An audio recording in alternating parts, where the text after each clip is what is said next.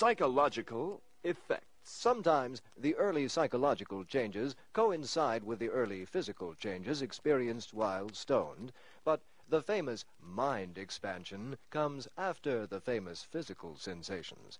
Grass heightens and distorts. For example, profound revelations. You may think you have profound revelations, only to discover later that they are none too profound. For example, profound revelation number 1. Survival of the species is everybody's business. Profound revelation number 2. No matter how much you may dislike pickles, it is, after all, the only thing you can do with cucumbers.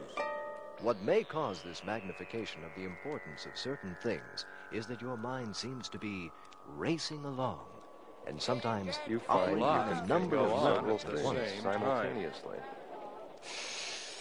There is also the fact that you tend to forget everything almost as soon as it happens, and certain thoughts seem to take on secondary and even tertiary. Hey, man, what are you talking about? I think I forgot.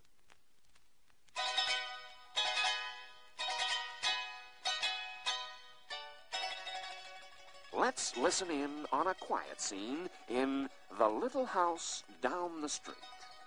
Andy and Virginia are very stoned and are spending the evening listening to their collection of old records and giggling a lot. Let's listen. I'm all discombobulated for Schimmel. Are you hungry? Hungry? No. Oh, wait a minute now. Did you mean am I hungry for food, or am I hungry in the abstract? Like hungry for knowledge or adventure? It's my own humor.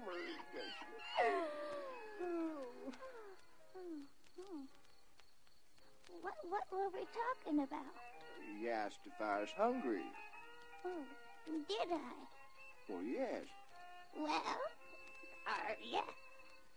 Am I what? Am I what? I don't even know my own name. Shit.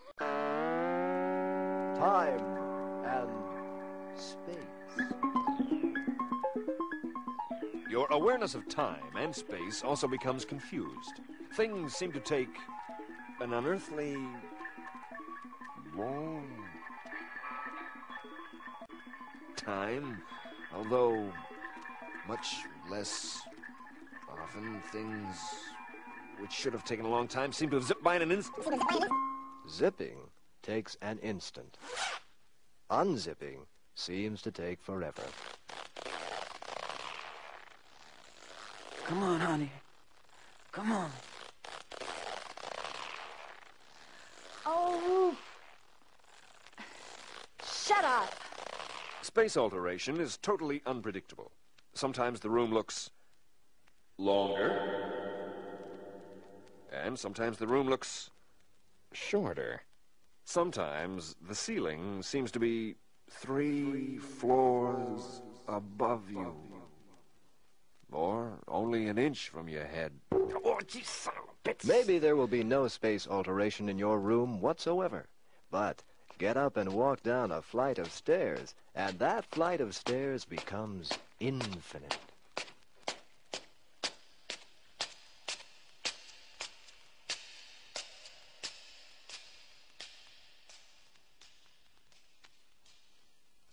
Time disorientation can sometimes cause you needless concern.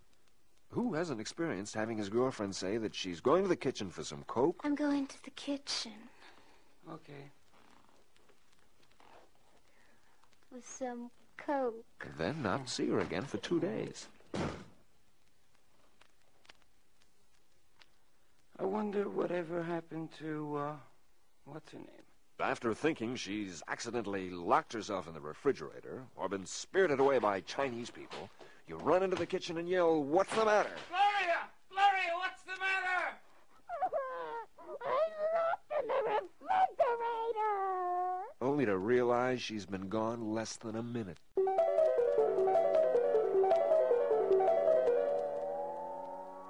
Getting hung up.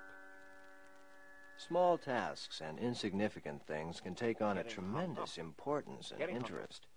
Often you find yourself doing some little thing over and over, like picking lint off your dog, or staring at a tiny, tiny spot on the wall, or playing with something like this little microphone button here that doesn't seem to have very much of a purpose, really, except that it makes a funny noise whenever I push it, you know?